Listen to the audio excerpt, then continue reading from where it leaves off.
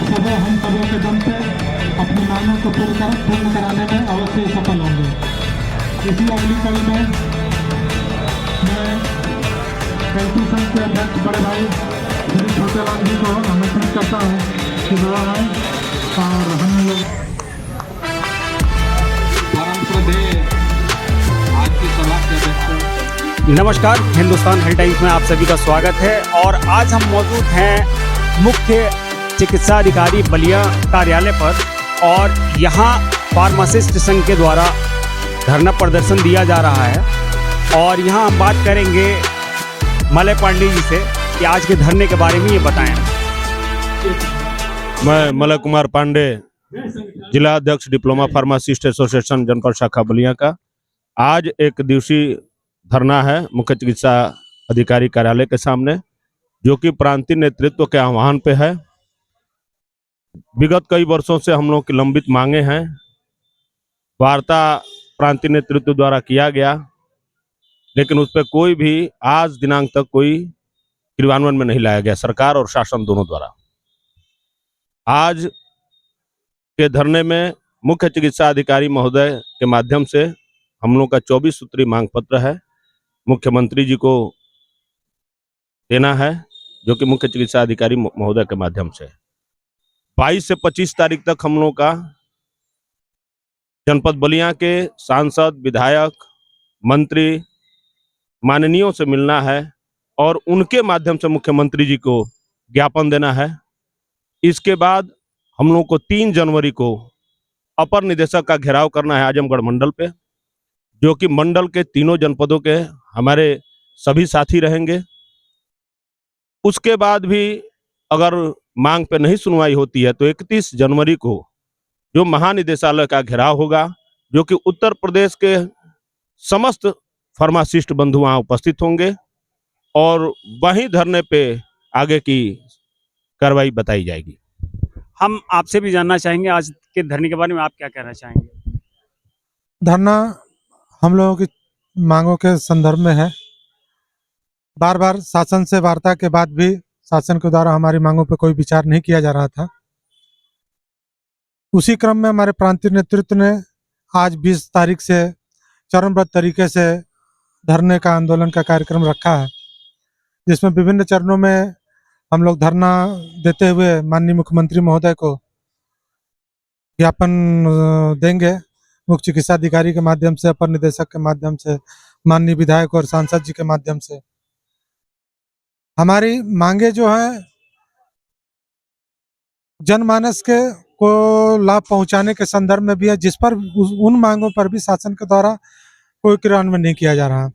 जैसे चिकित्सालयों पे पदों का सृजन, जो पहले से सृजित पद थे, जैसे सामुदायिक स्वास्थ्य केंद्रों पे चीफ फार्मासिस्ट के पद सृजित थे, लेकिन अभी जो नए सामुदायिक स्वास्थ्य केंद्र बन रहे हैं उन पे चीफ फार्मासिस्ट का पद सृजन नहीं किया जा रहा है।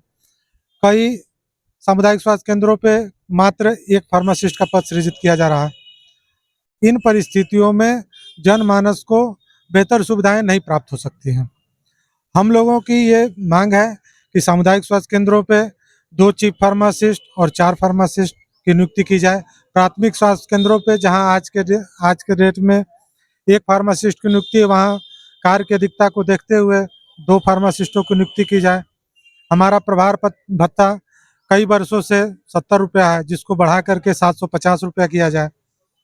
हमारी वेतन विसंगतियां हैं, हमारे समकक्ष कई ऐसे पद हैं जिनका वेतनमान ज़्यादा है, लेकिन हमारी योग्यता और कार्य को देखते हुए हमारा वेतनमान कम है। हम बेसिक रूप से फार्मासिस्ट के पद के लिए 4600 पे ग्रेड की मांग कर रहे हैं शासन से। इसी प्रकार अनेक 24 सूत्री मांगे हैं और 31 तारीख को हमारा महानिदेशालय पे धरना है। अगर उस दिन तक हमारी मांगों पर सरकार कोई सकारात्मक पहल नहीं करती है तो हम अगले आंदोलन की घोषणा उसी दिन कर देंगे, और किसी भी प्रकार की हड़ताल या आंदोलन का आगे घोषित किया जाता है तो उसकी समस्त जिम्मेदारी शासन प्रशासन की होगी।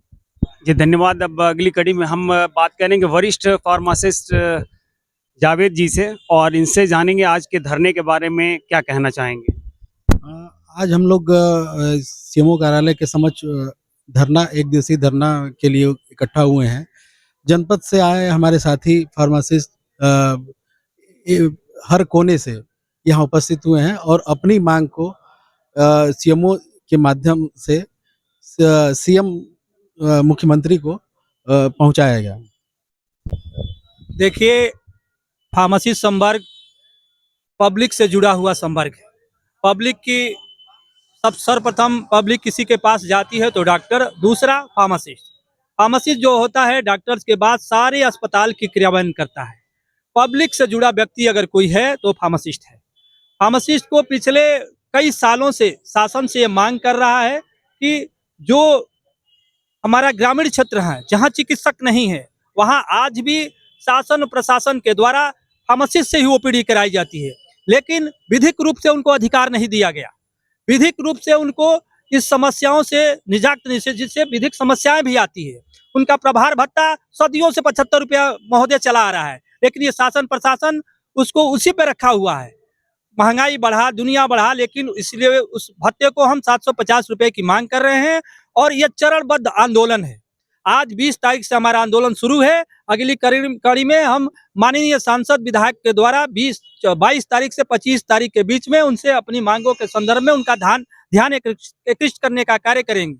उसके अगले चरण में मंडलीय सचिव के नेतृत्व में आजमगढ़ मंडल पर अपर निदेशक का हम घेराव करेंगे। अगर उसके बाद भी शासन प्रशासन नहीं सुनती है तो हम 31 जनवरी को प्रदेश मुख्यालय का स्वास्थ्य भवन घेरने का काम करेंगे। अगर उस दिन भी शासन प्रशासन नहीं सुनती है तो एक जोरदार आंदोलन की घोषणा की जाएगी और सारी जिम्मेदारी शासन प्रशासन की होगी। हो सकता है हड़ताल किए आकस्मिक सेवाएं रोक दी जाए और ये शासन प्रशासन की जिम्मेदारी होगी कि पिछले कई वर्षों से हम विनय नमामत शासन से कर रहे हैं, लेकिन शासन सुनने को तैयार नहीं है। हम पब्लिक से जुड़े व्यक्ति हैं, हम हड़ताल के रूप में जाना नहीं चाहते, लेकिन ये शासन प्रशासन, ये सरकार हमको विवश कर रही है, कर्मचारियों को प्रताड़ित करने का कार्य कर रही है। इसीलिए माननीय इस मीडिया के माध्यम से माननीय मुख्यमंत्री जी, माननीय स्वास्थ्य मंत्री जी को मैं निवेदन करूंगा कि हमारी सार्थक मांगों को मानते हुए हमारी मांगों को निस्तारित करने का कार्य करें, जिससे कर्मचारी खुशी मन से अपना कार्य संपादित कर सके। धन्यवाद।